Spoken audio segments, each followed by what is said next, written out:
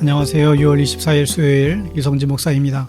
오늘 묵상 본문은 로마서 2장 1절에서 23절인데요. 1절 2절을 먼저 봅니다.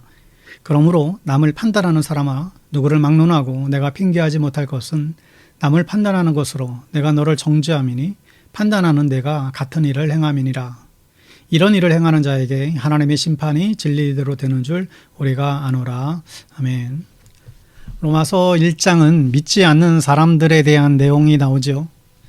아무리 하나님은 몰라도 마음속에 양심이 있다는 것을 안다면 하나님을 몰랐다고 핑계댈 수 없다라는 말도 했습니다. 그리고 죄악에 대한 지적들을 했죠. 2장의 말씀은 유대인들을 향한 말씀이에요. 하나님을 아는 사람들에 대한 경고와 지적에 대한 말씀이 나오는데 바로 우리들에게 주시는 말씀입니다. 교회를 다니는 사람들 중에서 남을 판단하는 사람들이 있습니다. 예수님께서 말씀하시기를 남의 눈에 티를 보지 말고 내 눈에 있는 들보를 보라. 사람들은 남의 문제를 더 크게 보지요. 자기도 똑같은 잘못은 저질러요. 그러나 남의 잘못할 때 더 엄해집니다. 자신의 잘못과 죄에 대해서는 너무나 관대하죠. 그러나 예수 믿는 사람들은 반대로 살아야 하지 않겠습니까? 다른 사람이 죄에 대해서 너그러워 주십시오. 그럴 이유가 있겠지. 그럴 사연이 있겠지. 이런 이해하는 마음을 갖고 살 필요가 있습니다. 반대로 나의 죄에 대해서는 단호해야 합니다. 나의 죄에 민감해야 합니다. 매일매일 나의 죄를 하나님께 고백하고 용서받아야죠. 남에게는 관대하고 자신에게는 철저해지기를 바랍니다. 남의 죄를 보기 전에 나를 반성하고 회개할 수 있기를 간절히 축복합니다. 4절 말씀에 아니면 하나님께서 인자하심을 베푸셔서 그대를 인도하여 회개하게 하신다는 것을 알지 못하고 오히려 하나님의 풍성하신 인자하심과 너그러우심과 오래 참으심을 업신여기는 것이 아닙니까? 여러분, 하나님을 너무 사랑과 인자의 하나님으로만 인식하지 마십시오. 통계에 의하면 하나님을 자비하신 하나님으로 생각하는 사람들이 더 많은 죄를 짓더랍니다. 하나님을 두려운 하나님을 생각할 때 죄를 덜 짓게 된다고 하는 거예요. 여러분, 하나님은 인자하시고 너그러우시고 오래 참으시죠. 우리가 죽을 죄를 지었다고 당장 죽이시지 않아요. 하나님께서는 우리를 오래 참고 기다려주세요. 썩은 줄 아시면서도 또 기다리고 참아주시죠.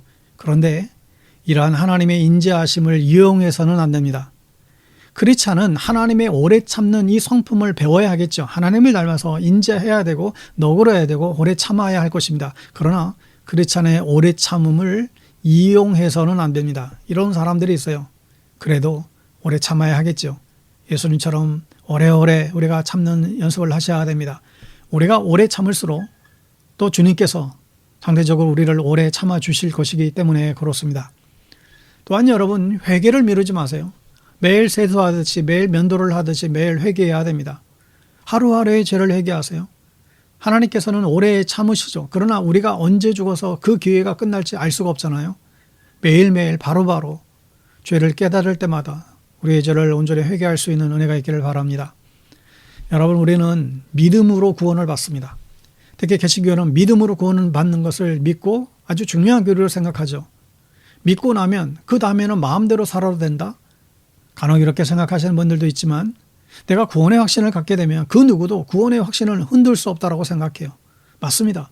확실한 믿음은 확실한 구원이에요.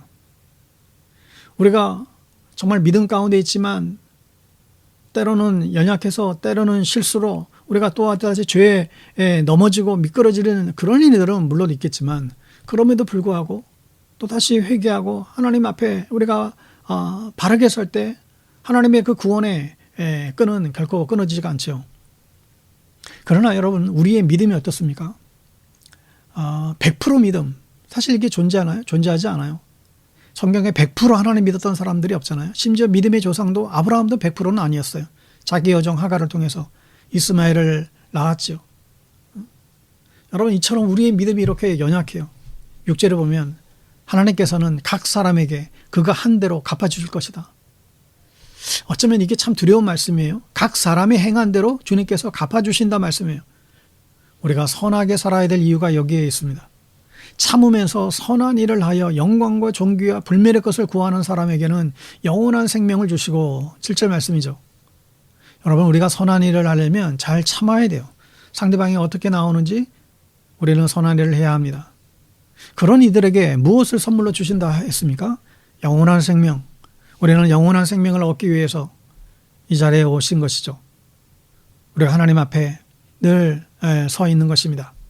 지치지 않고 선을 행하여 영원한 생명을 여러분 얻을 수 있기를 바랍니다.